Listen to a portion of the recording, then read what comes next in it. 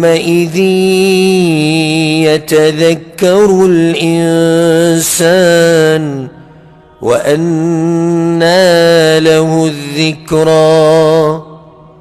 باغ ورځ به انسان را یادی هغه څه چې څه په دنیا کې کړي دي او نصیحت به هم قبلوي په دغه ورځ.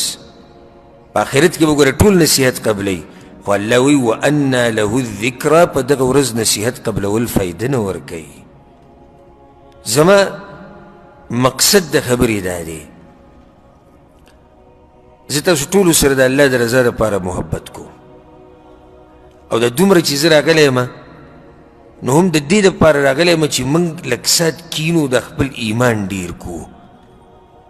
کینو هغه الله را یاد کو، کینو هغه ورځ را یاد کو، هغه ورځ را یاد کو کومې ورځې باندې چې الله ته مخامخ کېدی دي. زه اکثر د ملګرو ته په درس کې دا خبره کومه، زه یم د قیامت په باره کې خو الله په قرآن کې ډېر څه ویلي دي، پیغمبر صلی الله علیه وسلم حدیثونو کې ډېر څه ویلي د قیامت په باره کې ډېر څه ویلي دي، خو صرف یو آیت دی په قرآن کې یو. که ما نه دې تپوس وکړو چې ما ته د قیامت په باره کې څه ووایه، زه درته یو آیت ویم او دا کافي دی د هر څه نه، خو په شرط دی چې د چا زړه ژوندی، په شرط دی چې د چا زړه ویښي، په شرط دی چې چا زما خبرې ته غوږي.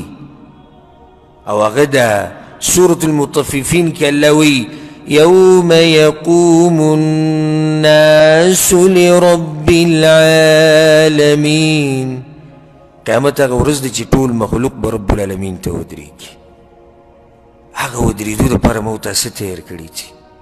سوال به کېږي په هغه ورځ که نه، دا خو زموږ د ټولو ایمان دی. د هغه سوال دپاره یې څه جواب تیار کړی؟ هېڅ جواب موږ سره نشته، دا موږ ته پته ده، هېڅ جواب زموږ سره نشته. حدیث کې راځي پیغمبر صلی الله علیه وسلم عایشې ته وایي ای عایشې من نوقش الحساب عذب. د قیامت په ورځ چې الله د چا سره په حساب کتاب کې خبرې شروع کړي دا سبا دا سړی تباه دی، دا یقیني خبره ده. حساب د قیامت په ورځ دوه قسمه دی، یو دا حساب دی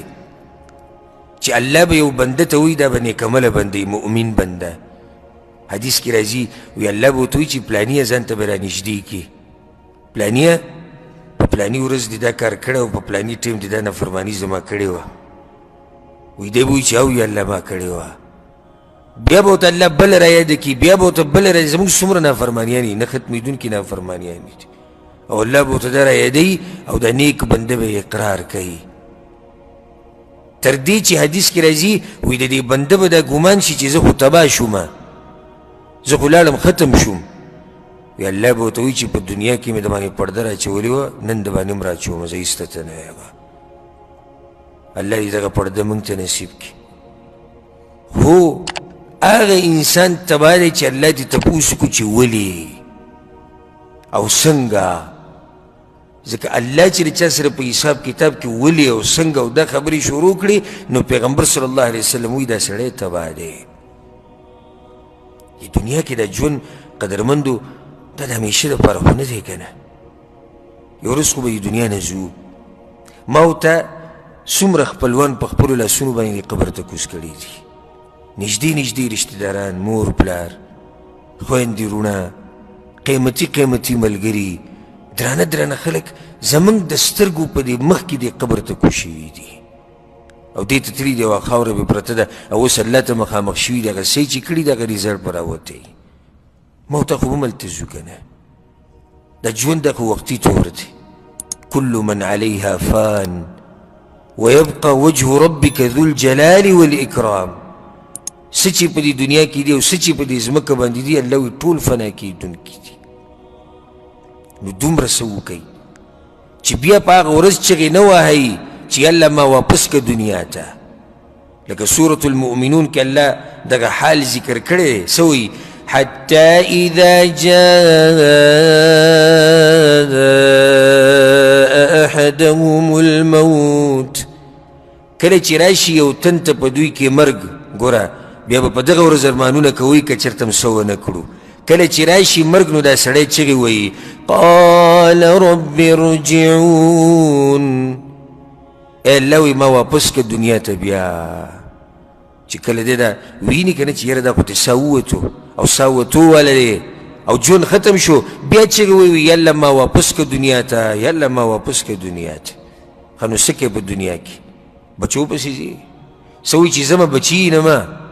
که نه زه ځمه زما کاروبار دی هغه ګورمه که نه زه ګورم چې هغه جیداد او هغه میراث څنګه تقسیم شوی دی نه الله وی دی وی لعلی اعمل صالحا فيما تركت یالله ما واپس که دنیا ته چې زه نیک اعمال وکړمه زه تاسو ته دا وایم د دغه ارمان کولو نه مخکې موږ سره اوس موقع شتي حدیث کې راځي حدیث کې چې دوه رکاته مونځ د دې قبرونو والا ته دنیا او دنیا کې چې څه دي د هغې نه غوره ښکاري خو هغه په قبر کې دي موږ ته څه ویلی نه شي یعنې دې قبر والا نه که دې قبرونو والا چې ته خبرې کولی که نه او موت ته یې خواله ورغلی وی او موږ ته تپوس کړی وی چې پلانیه ته څه وی نو هغو به ویلی وی چې یاره د یو رکات موقع راته میلاو شوی وی ځکه چې هلته د هغې هغه بدلې ولیده دا یو سبحان الله چې موږ وایو که نه دا یو استغفر الله چې موږ وایو زموږ نه په یو سیکنډ هم نه لګي هو رب الکعبه قبرونو والا ارمانونه کوي ګورئ ارمانونه کوي قبرونو والا چې موږ یو پیر سبحان الله وویلی موږ یو پیر الحمدلله وویلی موږ الله ته ودرېدی او مونځ مو کړی او زما او تا سره اوس هغه موقع ده خو موږ ترې فایده نه اخلو څه به کوې چې کله په تا پسې ملک الموت راشي او تا نه ساه اخلي سورة القيامة کې الله ناشنا منظر ذکر کړی كلا إذا بلغت التراقي الله وی کله چې راورسېده روح مرۍ ته کله چې راورسېده روح مرۍ ته وقيل من راق او خلک چغې کړي یاره څوک وایي ډاکټر وله راولئ څوک وایي دمګر وله راولئ څوک وایي مولا وله راولئ سخته په هغه باندې د زنکدن ډېره شوي د دې زنکدن ګورې بې انتها سخته دا په موته باندې راځي الله دې هغه ورځ موږ ته اسانه کړي ډېره سخته ورځ ده ډېره یو حدیث کې داسې راځي وایي د مرګ داسې سخته ده لکه سړی چې 300 ګزاره په توره باندې لګي او عمرو بن العاص رضی الله عنه هغه به دا خبره ډېره کوله وایي زه حیران یم هغه سړي ته چې د ده نه سا اوزي او د ده عقل کار کوي او دی بیا هم نشي ویلی چې دا مرګ څه ته وایي هلکه وایي عقل دې کار کوي خو ویې وایه که نه نو چې کله په خپله په عمرو بن العاص رضی الله عنه باندې مرګ راغی نو هغه زوی ورسره خوا کې ناست و عبدالله رضی الله عنه نو هغه ورته ویې پلار جانه تا به دا خبره کوله چې زه حیران یم هغه سړي ته چې عقل یې کار کوي او دی دا نشي ویلی چې مرګ سخته څنګه ده نن ته بیان کړه چې د مرګ څنګه سخته ده زه په هغه باندې زنکدن نو هغه ورته وکتو وایي زویه ډېر څه نشم ویلی ځکه چې خبرې راته ګرانې دي خو داسې راته ښکاري لکه د اسمان چې په ځمکه باندې راولېدلی او زه په منځ کې بند شوی یم او داسې راته ښکاري لکه چا چې د وحود غر راوړی او زما په مرۍ باندې یې ښودی او داسې راته ښکاري لکه چا چې غني زما په دې بدن کې دننه کړي او هغه راکاږي او د هغې سره د ټول رګونه راوځي داسې سخته ده په ما باندې دا یو لویه سخته موږ ته پرته ده وقیل من راق خلک چغې کي که نه وایي څوک شتي دمګر څوک شتي مولا ډاکټر ول راولئ هلکه هسپتال ته یې ورسوئ پلاني ځای ته یې ورسوئ پلاني ځای ته یې ورسوئ الله وایي وظن انه الفراق دوی خو دا چغې وایي خو الله وایي دې مړي ته یقیني پته چې زما د جدا کېدو وخت دی دا خلک هسې لګیا دي باندې وایي وظن انه الفراق ناشنا حال الله بیانی والتفت الساق بالساق الله وی کله چې یوځی شي پنډۍ د پنډۍ سره الى ربك يومئذ المساق په هغه ورځ الله ته مخامخ کېدي زما سوال دا دی مقصد زما د خبرې دا و چې کله زما پنډۍ د پنډۍ سره یوځی شي او ستا پنډۍ د پنډۍ سره یوځی شي په هغه ورځ به الله له څه جواب ورکوو دا پنډۍ د پنډۍ سره یو کېده دي څه مطلب دی مطلب د دې یو دا دی کله چې په انسان باندې د زنکدن دا سخته راشي که نه نو د ډېرې سختې نه دی دا یو خپه د بلې سره سمه جوخته کړي دي چې اکثر چې تاسو مړي وینئ د هغوی د خپې داسې جوختې دي یو بل سره د تکلیف د لاسې د خپې جوختې کړي او یو معنی علماو دا کړې ده والتفت الساق بالساق، او کله چې پنډۍ د کفن یوځای شي د پنډۍ د انسان سره. د دې کفن هم پنډۍ ده که نه، د کفن سر هم دی، سر یې دی، اولنی سر دې ته سر وایي، اخرنی چې کوم دی د پنډۍ وایي که نه. نو اخر د کفن یوځای شي د انسان د پنډۍ سره. الی ربک یومئذ المساق، په هغه ورځ الله ته مخامخ کېده دي، الله له تله دي. نو زما سوال تاسو نه دقه دی چې نن د شپې کور ته لاړ شئ، یو 15 منټه به زما دې سوال له جواب وګورئ چې کومه ورځ زما پنډۍ د پنډۍ سره ولګي، په کومه ورځ چې د کفن پنډۍ زما د پنډۍ سره ولګي، په هغه ورځ به زه الله ته څه وایم. زم د خپل حال نه ښه خبر یم، تم د خپل حال نه ښه خبر یې. هغه قیامت، هغه ناشنا ورځ، دومره ناشنا ورځ ده. زه یم چې دغې ورځې په تذکیرې سره څوک ونه هېرېږي، دی په هېڅ باندې هم نه هېرېږي. په هغه ورځ چې ټول مخلوق به الله ته راجمع کېږي. الله وایي ونفخ في الصور فجمعناهم جمعا. الله وایي کله چې شپېلۍ کې پوکې وکړی شي، اسرافیل علیه السلام پکې پوکې وکړي که نه، الله وایي دا ټول مخلوق به راجمع کومه. د آدم علیه السلام نه واله د اخرني کسه پورې ټول مخلوق به الله ته ولاړي. موتا به پکې ولاړ یو که نه به یو؟ موتا به پکې هم یو. ابه ناشنا ورځ، ډېره خطرناکه ورځ د هغه چا دپاره چې نیک عمل یې نه دی کړی، او ډېره ښایسته ورځ د هغه چا دپاره چې ځان له یې څه لېږلي دي هلته. ډېره د ګیرې او د هیبت ورځ، ځکه ورته الله سخته ورځ ویلې ده. فذلک یومئذ یوم عسیر. الله وایي هغه ورځ ګوره ډېره سخته ورځ ده، ډېره ګرانه ورځ ده. ستا څه خیال دی چې کله ته ودرېږې الله ته، او د هغه ورځې مقدار 50 کاله دی، 50 کاله، او دا نور راجمع راشي موږ ته رانږدې شي د یو میل په فاصله کې. او پیغمبر صلی الله علیه وسلم حدیث کې وایي بعض خلک به په خولو کې ډوبي د ګیټو پورې، بعض د زنګنانو پورې، بعض د بډې پورې، بعض د نامه پورې، او بعض د سینې پورې. ومنهم من یلجمه العرق الجاما، او بعض به په دې خولو کې بلکل ډوبي دنه والعیاذ بالله. د اعمالو مطابق به انسان په خولو کې ډوبي. هغه سخته ورځ به موږ څه کوو چې کله موږ الله ته مخامخ ودرېږو او رب العالمین په خپله فیصلې له راشي. اوږد حدیث دی، اوږد حدیث، خو زه درته خلاصه بیانوم، او انشاءالله چې کله موږ دلته هفتهوار درسونه شروع کړو دا ټولې خبرې به تفصیلا راځي انشاءالله. حدیث کې دا راځي چې دا خلک به ولاړ د قیامت په ورځ، نه خوراک، نه څښاک، لغړ توغړ، ناسونه ته څنګه چې پیدا شوي دي هغه شان به ولاړ وي. دا ناشنا خبره ده. څنګه چې دې دنیا ته راځي دقه شان به د دنیا نه ځي. ځکه الله څه وایي ولقد جئتمونا فرادا كما خلقناكم اول مره. الله وایي ما پسې به دقه شان راځي لکه څنګه چې مې اول پیر پیدا کړی وي. که ته یې غواړې او که نه غواړې ته به دقه شان ځي. دنیا ته ما وترړو لګړ توغړ که نه، دقه شان لګړ توغړ به الله له سو. ما بل اوس دې ملګرو ته په یو بیان کې دا خبره بیان کړه، تاسو ته بیا بیانوم، او کیدای شي تاسو اورېدلي چې د انسان د ابتدا او انتها دې کې لږ سوچ وکړه، ژوند به دې را ژوندی شي او زړه به دې را ژوندی شي. او هغه داسې کله چې موت دې دنیا ته رالو او د مور د خېټې نه راووتو،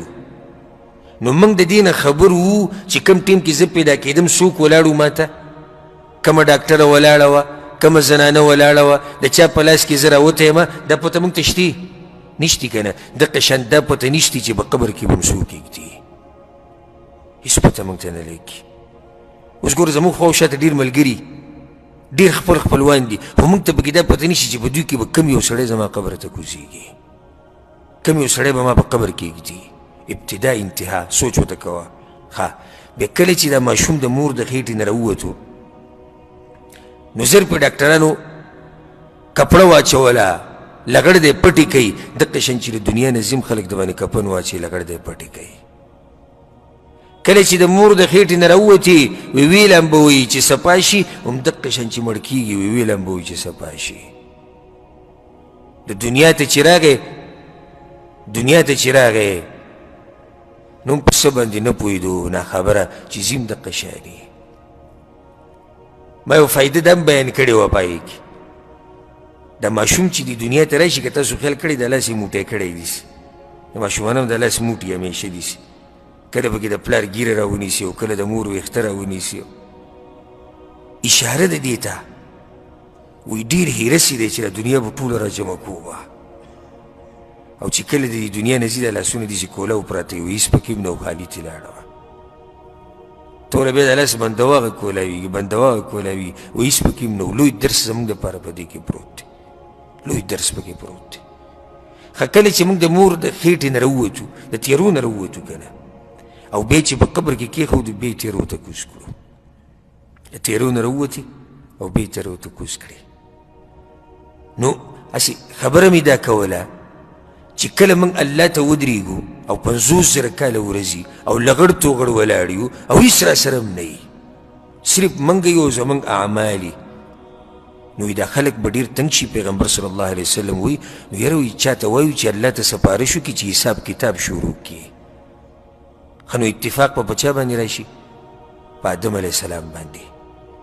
وایي آدم علیه السلام ته وایي ولې ځکه چې آدم علیه السلام د انسانانو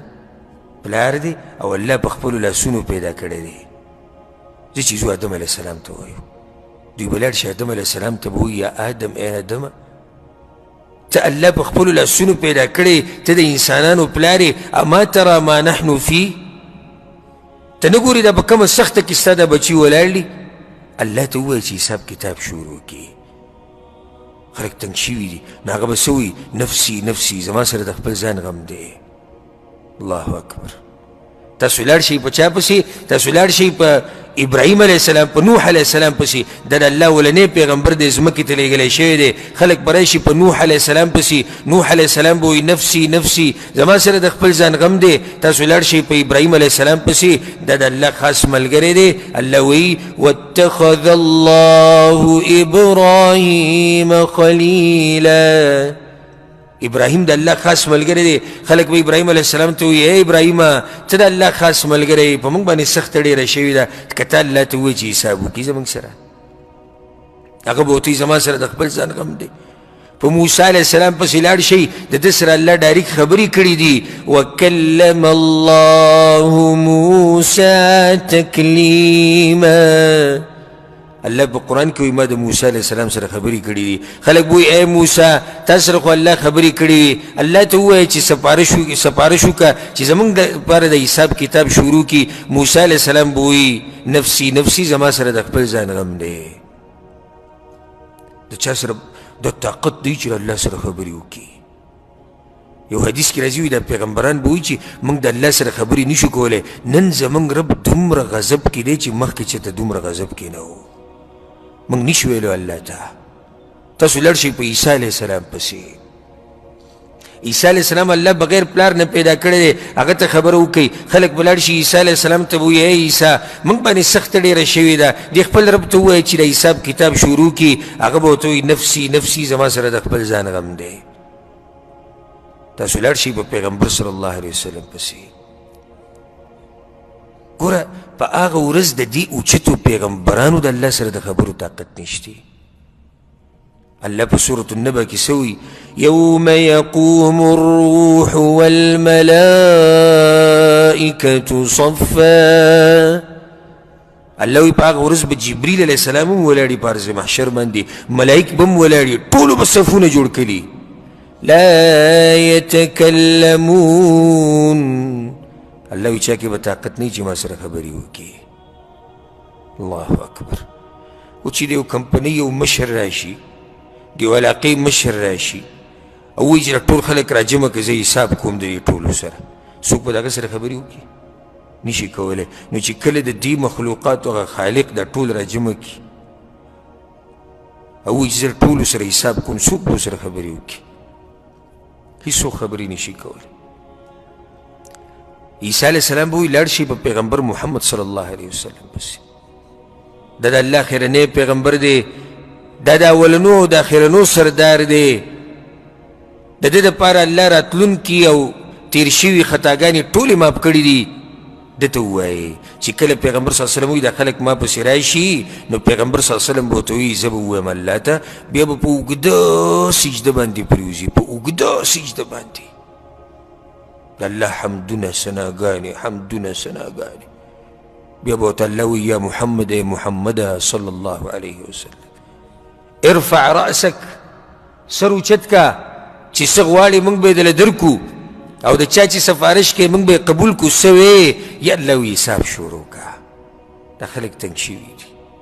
به ډېر ناشنا وخي بیا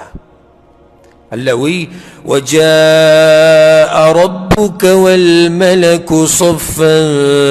صفا په هغه ورځ به ستا رب په خپل حساب کتاب له راشي دا نه دی چې حساب کتاب الله په ملایکو باندې کوي دا نه دی چې الله حساب کتاب په بل چا باندې پیغمبرانو باندې کوي نه نه حساب کتاب له به الله سبحانه وتعالی په خپل راځي ځکه الله وایي واشرقت الارض بنور ربها الله وایي په هغه ورځ به دا ځمکه رڼا شي د الله په رڼا سره د الله په نور سره به د هر څه وپړقېږي الله به راشي حساب کتاب به شروع شي حدیث کې راځي وی هر انسان ته به د هغه او د هغه د پلار په نوم اواز کېږي هر انسان ته به اواز کېږي واذا الوحوش حشرت سورة التکویر کې دی الله به څاروي هم راجمع کړي په هغه ورځ یو حدیث کې راځي یو روایت کې وایي دا څاروي او زناور به شاته ولاړي دا سرونه به داسې اوچتۍ لګوي او یو بل ته به وایي یاره وایي نن په انسانانو او پیریانو باندې ډېره سخته ورځ ده نن خو د دوی سره حساب کتاب دی ښه دا زناور به دا وایي دا څاروي به دا وایي هر انسان ته به آواز کېږي او حدیث کې راځي چې کله آواز وشي آواز کېدو والی نو هر یو به داسې بره ګوري که څه زما نمبر دی او آواز به داسې کېږي زه تا ته دا وایم لږ زما دا خبره زړه ته کوزه که بلکل به د دې سره ستا ژوند بدل شي غونه یې په انسان باندې ځیږ شي غونه یې په انسان باندې ځیږ شي دا ویښته د بدن ودرېږي چې کله دا آواز وشي ستا په باره کې او زما په باره کې فلان ابن فلان پلانې د پلاني زوی یستعد للوقوف بین یدی الله ځان دې تیار کړي الله وایي چې د ده نمبر دی مخکې دې راشي چې کله زما او ستا په باره کې داسې وویلی شي چې پلانې د پلاني زوی را دي شي الله وایي د ده نمبر دی نو کب مخ باندې به موږ الله ته ودرېږو او کومه خبره به الله ته کوو او څه به الله ته په صفایي کې بیانو او چې الله حدیث کې راځي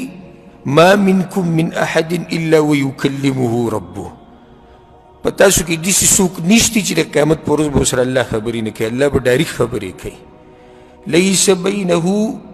وبین عبده ترجمان زمونږ او د الله په منځ کې به ترجمان نه وي ډایرکټ تپوسونه به الله زمونږ نه کوي زه تا ته دا وایم او ستاسو نه مخکې ځان ته دا وایم چې کله دا اواز وشي چې پلانې د پلاني زوی ځان دې تیار کړي الله ته مخامخ ودرېدو ته څنګه وځو ما او ته الله پسې څه به وړو د الله مخې ته دا ټک خطا اعمال به وړو دا بې وخته منځونه به وړو دا معمولي غونته کې ذکر به د الله مخې ته وړو دا لږ غونته کې اعمال به د الله مخې ته وړو چې د هغې پته هم نه لګي چې قبول شوي دي او که نه دي څه به کوو په هغه ورځ او بیا چې عملنامې تقسیمیږي الله اکبر هغه ناشنا منظر دی چې کله عملنامې تقسیمیږي چاته چې عملنامه په ښی لاس کې ورکړی شو کامیاب دی چاته چې په ګس لاس کې ورکړی شو تباه دی سورة الحق کې الله ناشنا منظر ذکر کړی دی سوی الله زیر ته ذکر کومه فاما من اوتي کتابه بیمینه چاته چې عملنامه ورکړی شي په ښی لاس باندې الله دې موږ ته عملنامې په ښی لاس راکړي چې چاته عملنامه په ښی لاس ورکړی شي فیقول هاؤم اقرءوا کتابیه دی به چیغې کړي خلکو ته به وایي راشئ وګورئ زما عملنامه خوشحاله به وي که تاسو خیال کړئ کله چې یو سړی په سکول کې مدرسه کې کالج کې یونیورسټۍ کې سبق وایي او ریزلټ یې راوځي امتحان یې راوځي کامیاب شوی نو بیا هر چاته ښیي وي وګوره که نه وګوره په دغه ورځ به د عملنامه چې چاته په ښی لاس میلاو شي اواز به کړي وګورئ که نه زما عملنامه وګورئ په ښی لاس الله راکړه انی ظننت انی ملاق حسابیه زما یقین په دې ورځ باندې چې زه به د الله سره میلاویږم ما ډېر محنت کړی و د هغې دپاره الله به ورکوي دته څه فهو في عيشة راضية في جنة عالية قطوفها دانية الله وی ډېر ښایسته ژوند به زه دغه خلکو له ورکوم دنګ دنګ جنتونو کې به وله ځای ورکومه داسې دنګ دنګ جنتونه چې میوې به یې نږدې الله وی دې ځای کې به وله ځای ورکوم الله دې موږ ته په هغه ځای کې ځای راکړي او بل طرف ته واوره دا ډېر د یېرې خبره ده وأما من أوتي كتابه بشماله او چاته چې عملنامه ورکړې شو په ګس لاس تباه دی دا سړی الله وی چاته چې عملنامه ورکړې شو په ګس لاس چغې به کي فيقول يا ليتني لم أوت كتابيا یا الله وی تبعی د زما دپاره چې ما ته د سر عملنامه نه وی میلاو شوې ولم ادري ما حسابيه چې زه د سره د خپل عمل نه خبر شوی نه وی یا لیتها کانت القاضیه ارمان چې د دنیا د مرګ سره زه ختم شوی خاوري شوی ما اغنا عني ماليه زما مال خو مال څه فایده رانه کړه هلک عني سلطانیه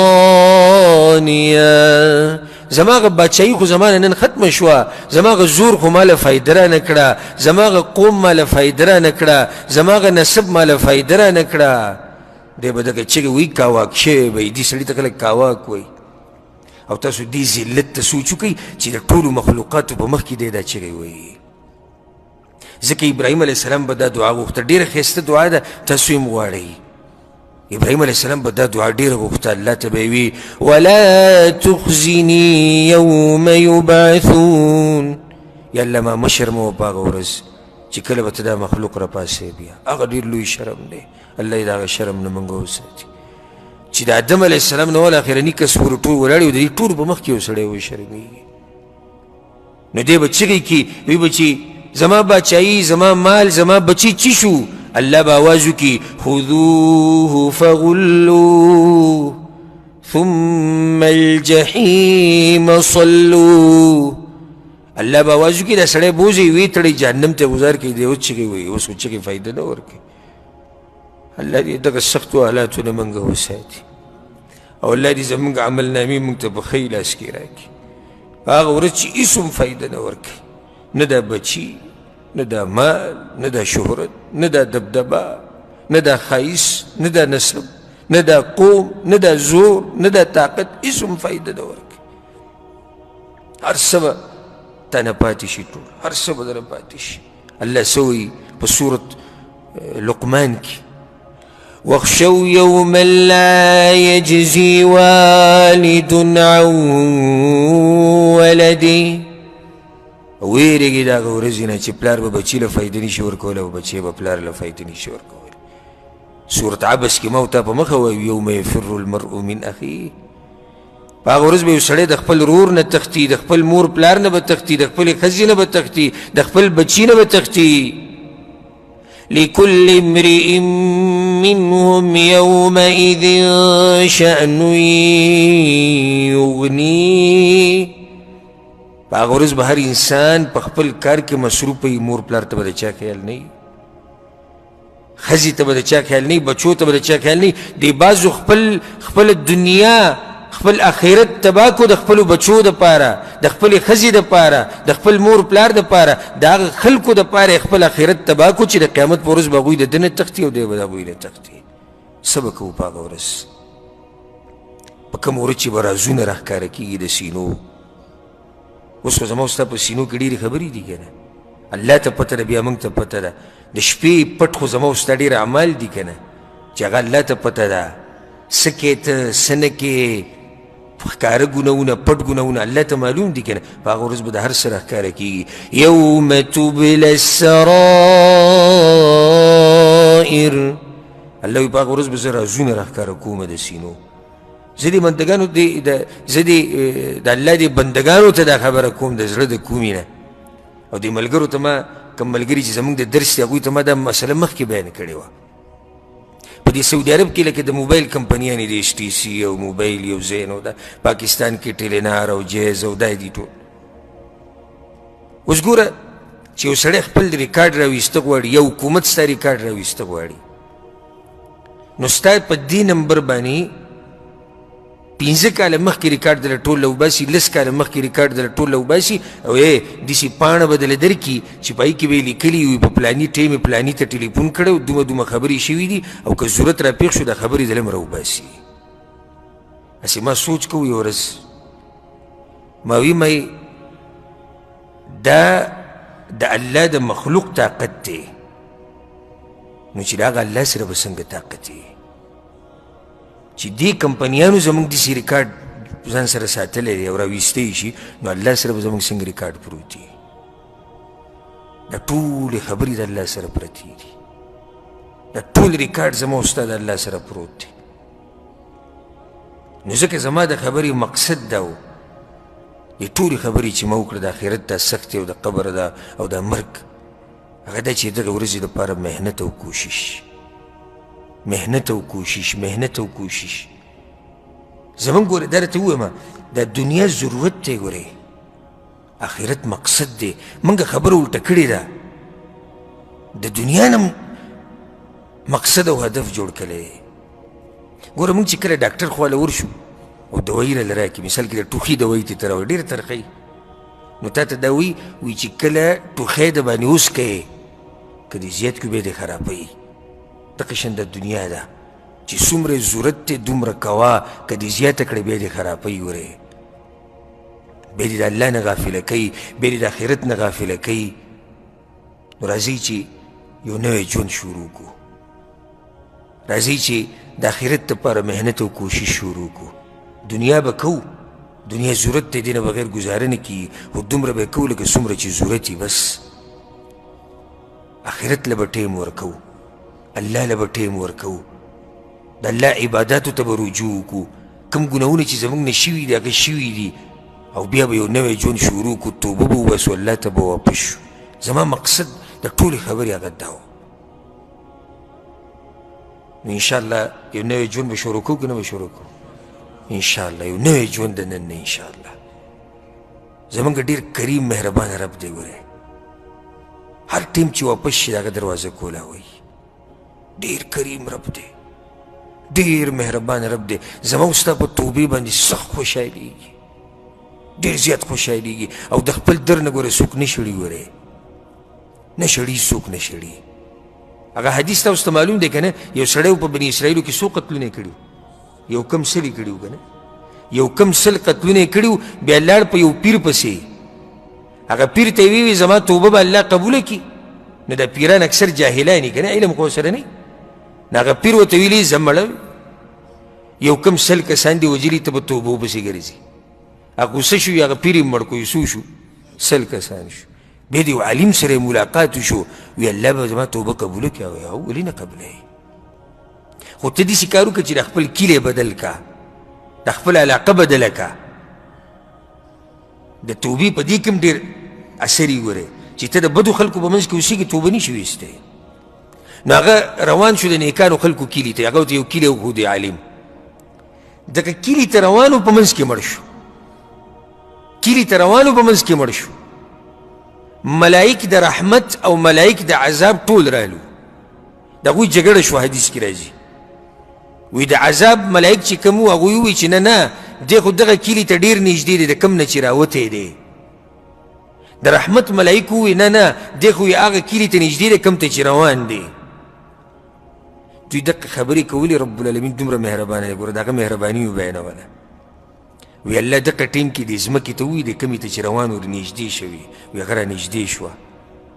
او دا کمې نه چې راوتې وه الله هغې ته ووایي ان تباعدي لرې شه هغه لرې شوه په اخره کې ملایک ووایي راشه را ځمکه به ناب کوو وی صحیح ده ناب پې کړو چې ناب یې کړه چې ناب یې کړه نو هغې ته نږدې و کمې ته چې روان و رب العالمین وبخو جنت ته لاړو ډېر مهربانه رب دی پیغمبر صلی الله وسلم وی جنت ته تللی وم یو سړی مې ولیدو په دې جنت کې تو راتو ګرځېدو چې تپوس مې وکړو چې دا سړی جنت ته څنګه تللی دی وی هغه دې د لاسه تللی و چې دی په یو لار باندې تېرېدو په یو لار باندې او د ونې یو خاخ یو شاخ هغه یو څانګه هغه په دې لاره باندې راغلی و دا خلک یې تنګول نو دې سړي سوچ وکړو چې راشه دا کټ که چې د الله دې بندګانو ته اسانتیا پیدا شي نو هغه څانګه یې د هغه ځینه پرې کړه وی الله دغه کار دومره خوښ شو چې ویې بخو داسې مهربانه رب دی په معمولي څه زموږ نه راضي کېږي خو موږ هغه معمولي څه هم نه کوو که نه نو الله ته به واپسي وکړو انشاءالله یو نوی ژوند به شروع کړو او الله سبحانه وتعالی دې موږ له طاقت راکړي د نوي ژوند د شروع کولو او موږ چې مخکې څه کړي دي الله دې راته هغه ټول معاف کړي تاسو ته یې څنګه پته ده او مخکې اعلان هم وکړی شو د مانځه نه بعد چې دا درس به هفتهواري انشاءالله هره هفته د ماسخوتن د مانځه نه بعد او دا د دې دپاره یو کتاب هم غوره کړی شوی دی چې هغه کتاب به انشاءالله بیا ملګري تاسو ته را پیدا کړي او تاسو ته به یې درکړي انشاءالله نو په هغې کې به انشاءالله د قرآن درس عقیدې مسایل به راځي د مانځه مسایل د اودس مسایل دا به انشاءالله په ترتیب باندې وایو چې څو پورې الله ژوند را کړی دی نو کوشش کوئ چې تاسو هم دې درسونو له راشئ او د ځان سره نور ملګري راولئ نن الحمدلله ما خو سوچ کوم چې اولنی درس دی چې ګوره څومره ملګري به خو ډېر ملګري راغلي دي الحمدلله ډېر ملګري راغلي او انشاءالله روان کې امید ده چې دې نه به زیاتي انشاءالله ځکه چې اکثر ملګري لا خبر نه دي نو تاسو د ځان سره نور راولئ مونږ وایو که زه یم که مونږ کې هر یو کس داسې وي چې زه به یو کس راولم نو څومره به شي او چې هغه به یې دا ووایي چې زه به یو راولم او زه به یو راولم نو دا یو غټه نه ختمېدونکې سلسله ده بیا انشاءالله نږدې ورځو کې به دا ملګري د دې نه الله ښه ډېره انشاءالله باذن الله ځکه چې اکثر ملګري لا خبر نه دي تاسو چې خپلو ځایونو ته لاړ شي خپل ملګري خبر کړي وګوره څومره بدبختي ده په هفته کې یو درس له سړی نشي راتلی او بیا مو تعالی سوچ کړو یا الله ما وبخه نو ما وویل لږ ساعت مخکې ووایي که نه چې موږ هغه لږ محنت هم نه کوو اوس په هفته کې یو درس 50 منټه 45 منټه هغه هم موته نشو کېناستی د الله دین دپاره او د دنیا دپاره څومره وخت سهار شي ماښام شي موږ د دنیا دپاره منډې ووو نو انشاءالله کوشش به هم کوو محنت به کوو او د یو بل خیرخواهي به کوو باذن الله زه اوله کې او اخره کې د الله شکر ادا کوم د الله په نعمتونو کې یو اوچت نعمت دی چې الله چاله موقع ورکړي په دې مجلس کې د کېناستو زه درته په اخره کې یو حدیث بیانوم او خبره پرې ختموم یو حدیث کې راځي چې دقه شان یو قوم را جمع شوی لکه څنګه چې موږ را جمع شوي ملائک چې کله بره لاړو وي الله ته تپوس وکړو الله ته پته وه زما دا بندګان وی ولې ناست دي هغه ورته وي الله ستا جنت غواړي وی لیدلی دی وی نه وی که ویې لیدو یا الله بیا خو به ښه ډېر غواړي او وی د څه نه یېرېږي الله ورته وی وی الله ستا د عذاب نه یېرېږي وی لیدلی دی وی نه وی الله که ویې لیدو بیا خو به دې سم یېرېږي وی الله ورته وی دې ملایکو ته ګوره ښه د دې مجلس کې د کېناستو فایده راته وایم 40 منټه 50 منټه خو فایده واوره هغه خو جدا فایده لري چې ته به دین زده کړې خو دا فایده واوره وی الله ملایکو ته وایي چې تاسو ګواه شئ څه چې دوی غواړي هغه وله ورکومه او د څه نه چې یېرېږي د هغې نه یې بچ ساتمه وی ملایکو ته وایي چې یا الله هغه پلانې پکې ناست و هغه ګورې د بیان اورېدو په مقصد نه و راغلی د هغه څه کار و راغلی کله نا کله داسې وشي یو سړی په چا پسې راشي ویې ګوري خو جومات کې ناست دی نو دی ورسره هم کښېني په دغه نیت نه یې راغلی خو کښېني یا الله وی هغه پکې په دې نیت نه راغلی و اورېدو له نه و راغلی زده کول له نه و راغلی وی الله ورته وایي چې دا داسې قوم دی څوک چې دوی سره کښېني هغه هم زه بخمه زه یم که صرف دا شرف موږ ته میلاو شي نو څومره لوی شرف دی نو زه په اوله کې او په اخره کې د الله شکر ادا کوم او بیا د هغې نه بعد مکتب دعوت ارشاد صنایع جدیده کم دعوت سینټر چې دی چې هغوی دا موقع راکړه او موږ دپاره اجازت راکړو نو د هغوی شکریه ادا کوم الله یې د هغوی کوشش قبول کړي او خصوصا کم د الله بنده چې د دې درس دپاره منډه والې ده او د دې دپاره کوشش کړی دی او زما خواته تلی راغلی دی او بیا د مکتب سره خبرې کړي دي او د دې دپاره دا ټوله منډه وایي رب العالمین دې د هغه دنیا او آخرت ښایسته کړي او د هغه هم زه شکریه ادا کوم چې تاسو سره محبت دی چې تاسو د الله دین زده کړئ په دې درس د چا نه څوک پیسې نه غواړي نه زه پیسې غواړم نه مکتب والا پیسې غواړي نه هغه ملګری پیسې غواړي خو ټول مقصد یو دی زموږ د ټولو د راجمع کېدو، هغه دا چې د الله د دین یو ټکی زده کړو بس. نو الله دې موږ په دې خپل هدف کې کامیاب کړي، او الله دې زموږ تیر شوي ګناهونه، راتلونکي ګناهونه، پټ ګناهونه، ښکاره ګناهونه، واړه ګناهونه، غټ ګناهونه، الله دې ټول وبخي. رب العالمین دې موږ ته د آخرت سختي اساني کړي، الله دې موږ ته د مرګ سختي اساني کړي، او الله دې موږ له مرګ په هغه وخت کې راولي په کوم ټیم کې چې زموږ نه الله راضي. الله دې موږ له مرګ په هغه وخت کې راولي په کوم ټیم چې موږ په قرآن او په حدیث باندې مضبوط یو. هذا والله اعلم، وصلى الله وسلم على نبينا محمد وعلى آله وصحبه أجمعين.